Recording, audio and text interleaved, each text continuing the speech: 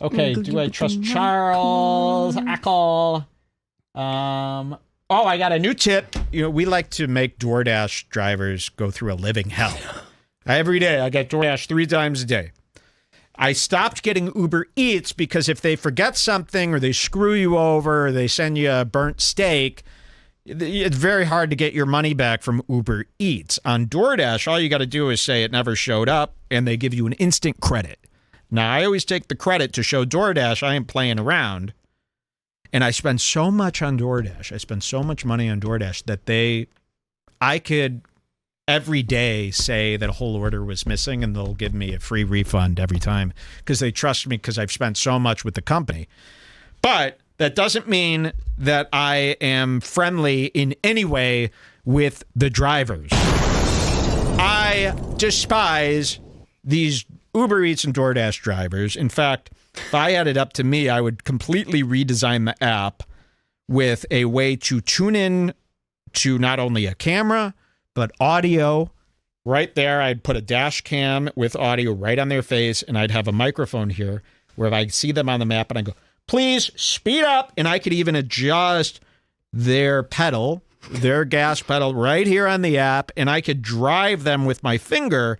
So I see all the way down here. And I like to order. What we usually do is I go from low to high, sort from farthest away.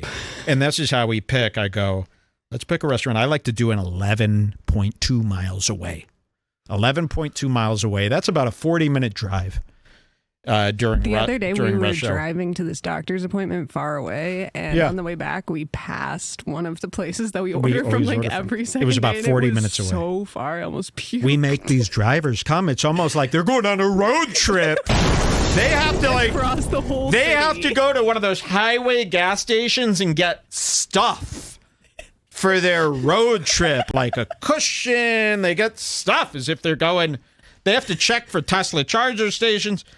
So I always go 11.2 miles away, the farthest away. And then I came up with this new one here. So they got this feature on DoorDash now called Double Dash.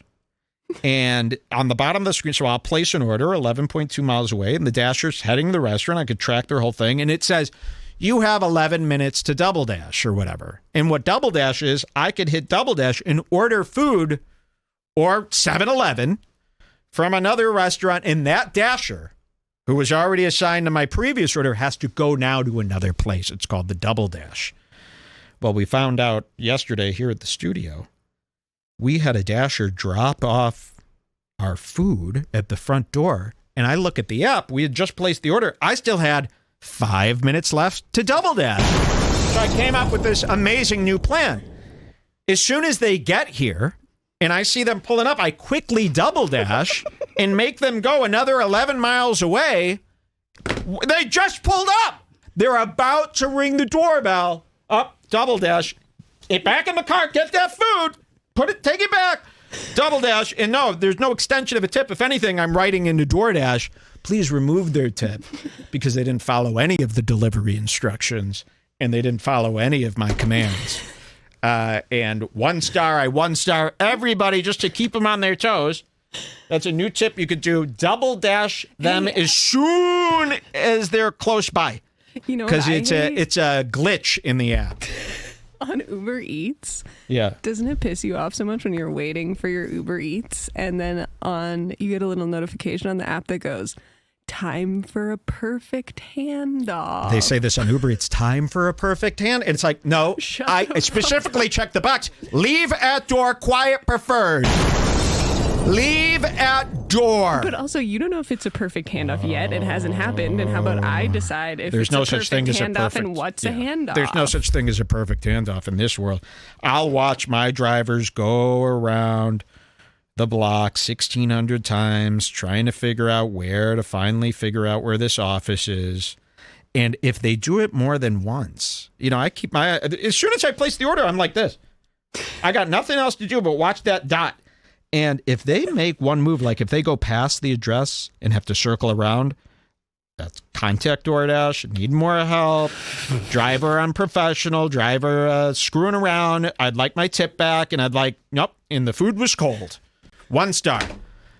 I can't stand these drivers. Muhammad, every day, Muhammad. Here in Tucson, Muhammad. Oh, this will be a nice swift handoff with Muhammad, I'm sure. He's actually not joking about this. They can't figure out anything. He has like a fixation with watching them come. Yeah. And you can't get him to look up. And I'll start getting really mad too when they're screwed on, because it only takes 5 minutes to kill a burger. 5 minutes and a burger kills a burger. Burgers don't have a long life. When you get especially a fast food burger, you got about 10 minutes before it's dead. Especially a McDonald's burger. And I'm done ordering McDonald's. This is one of my favorite restaurants. It's sad to say goodbye to them, because you'll order McDonald's. Never order McDonald's on DoorDash. I'll tell you why. The minute you place the order, McDonald's gets it. So they have like a direct line of communication with DoorDash. They get the order printed and they fulfill your order within 30 seconds. So you place the order, you hit send before your Dasher even knows of the reality he's about to commit to. Your order is bagged and put aside. So your order from McDonald's, they bag it up, they put it aside. Meanwhile, your Dasher hasn't even woke up this morning yet. So he's got another 20 minutes. So your McDonald's has been sitting for 20 minutes. By the time he gets in, then what? Dasher waiting for order. Dasher waiting. You know, the worst phrase that has ever existed in my life. Dasher waiting, Dasher waiting. How about heading to you? Heading to you is what I want to see immediately. So, and then by the time your McDonald's gets here, it's been sitting in that bag for 30, 40 minutes. The fries have wimped. The burger's dead. The nuggets are deflated. They're dead. And people might say, why are you ordering McDonald's? That's crazy. Oh, it's because so you crazy. get hungry at 1 a.m. and in this town there's no other options. What am I There's supposed no to eat at restaurants 1? or food. IHOP? You want me to order IHOP at 1? Even all the grocery stores close at 8, basically. The grocery stores close at 8. We live in a small Bible community here. Stuff closes. Someone says, Mike, what do you do when they start calling you? Oh, I've got a plan for this. So I have a no-call policy. Oh, God. Are you okay? This is karma from all of your Dashers. Many of them have died, so you could have I have a 100% spirits. no call policy, and I'll tell you how to get away with this. So my delivery instructions are airtight, okay? I have a copy and paste delivery instruction that I make sure is in every order, saved in my address book, of course. They'll call every time. This is what they think they're going to do. They want that handoff. They don't want to park. They don't want to bring it to your door. And especially here at the office, they want you meeting outside. They want to swing by. They want to roll down their window, and they want you to grab it from their car. I'm sorry, that's not happening. I'm a disabled person. So first of all, if anyone has a complaint, I'm disabled. I can't come down. Sorry. When I see them call, they'll pull up. I see them come out. I see the dot. Then they start calling. I hang up immediately. And I just wait. And half the time, they'll call back 3 times. I keep hanging up on them. Then they'll text, I've arrived.